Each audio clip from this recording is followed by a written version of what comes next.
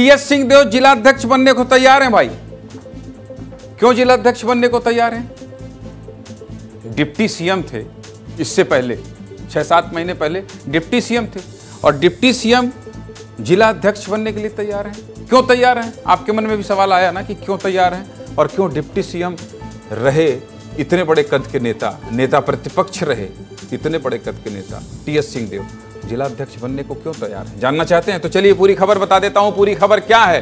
TS बाबा आजकल अपने बयानों से खूब चर्चा में रह रहे हैं। पहले टीएस बाबा को मुख्यमंत्री बनना था, मुख्यमंत्री नहीं बने, 2.5 साल वाले फार्मूले को लेकर भी बोले थे, लेकिन अब बाबा जिलाध्यक्ष बनना चाहते हैं। गजब की ख्वाहिश है, इच्छा रखने का सीधा डिमोशन कहा जाएगा इसका। क्यों ऐसी इच्छा है? छत्तीसगढ़ के बहुत बड़े नेता हैं टीएस सिंहदेव, जो भी बोलते हैं सोच समझ कर बोलते हैं और कभी विवादों में नहीं रहते। लेकिन आज जो उन्होंने कहा है उसे सुनना जरूरी है। बाबा बोल रहे हैं मैं जिलाध्यक्ष बनने के लिए तैयार हूं।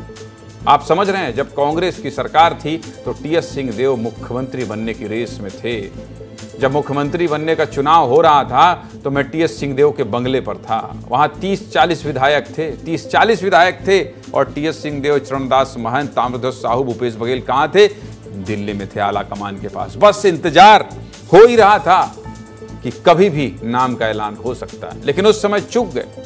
उन्होंने अपनी इस चाहत को सार्वजनिक रूप से कई बार जाहिर किया है, लेकिन मुख्यमंत्री नहीं बन पाए। चलिए सबसे पहले पूर्व डिप्टी सीएम टीएस सिंहदेव का बयान सुना देते हैं, जिसके बाद ये चर्चा शुरू हो गई है कि आखिर बाबा जिलाध्यक्ष क्यों बनना चाहते हैं। सुनाइए टीएस सिंहदेव ने क्या कहा, जिसके बाद ये चर्चा शुरू हुई है। सुनाइए। सभी प्रकोष्ठों के प्रेसिडेंट, सभी जिलाध्यक्ष, सभी ब्लॉक अध्यक्ष एक बार में सबको हटाएगा।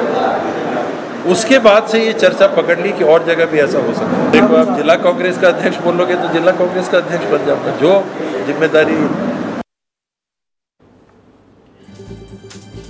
कैसी ख्वाहिश है, मुख्यमंत्री से जिला अध्यक्ष पर आ गई। वो भी बयान सुन लीजिए, वो बयान सुना दीजिए जिसमें टीएस सिंहदेव कहते थे मुझे मुख्यमंत्री बनने का मौका मिलेगा तो मैं तैयार हूं। सुनाइए जरा।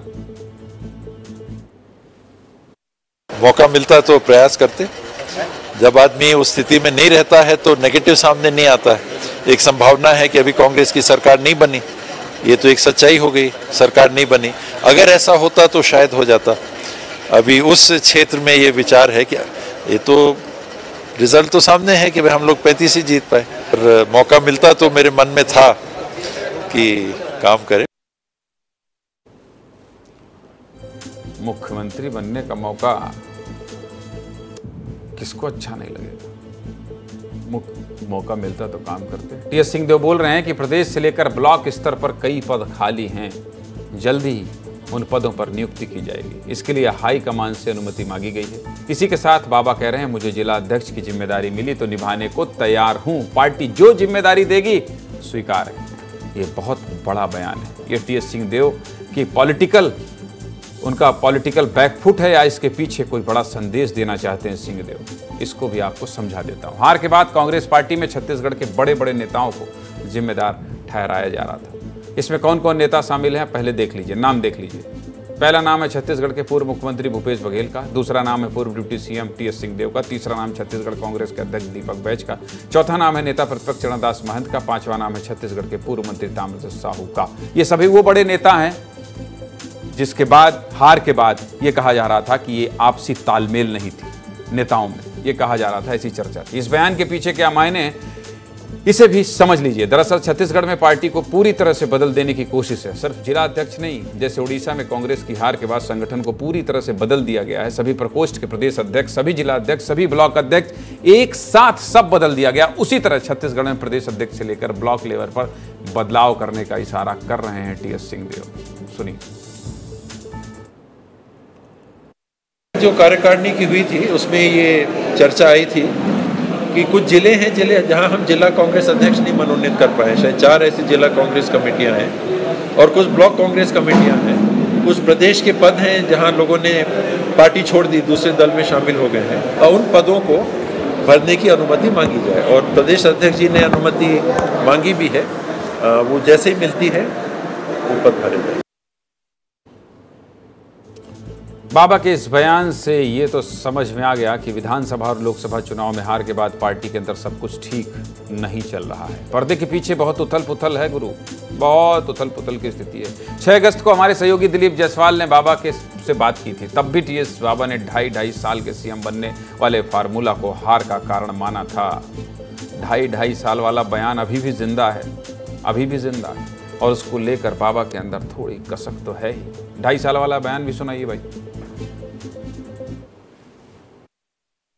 मुझे लगता है कि वो बात ही नहीं होनी चाहिए, कि उसका नुकसान हम लोगों ने देखा कि ये 2.5 वाली बात थी नहीं थी, लेकिन मीडिया में लगातार इतना रहा कि उसका नुकसान हुआ हम लोगों को, यानी कांग्रेस पार्टी को उसका नुकसान हुआ। प्रदेश में सिर्फ कांग्रेस ही नहीं, डिप्टी सीएम रहे टीएस सिंहदेव भी चुनाव हार गए। सरगुजा संभाग में कांग्रेस को करारी हार मिली है, 14 की 14 सीट हार गए। सीधे मुद्दे की बात यही है कि टीएस बाबा फिलहाल जिला अध्यक्ष बनने को तैयार हैं। रवि, जरा ये बताइए कि जिला अध्यक्ष बनना चाहते हैं और कह रहे हैं कि बदलाव होना जरूरी है, और बीच में जो उनके अंदर मुख्यमंत्री नहीं बन पाने का दर्द है वो भी दिखाई देता है। क्या समझा जाए रवि?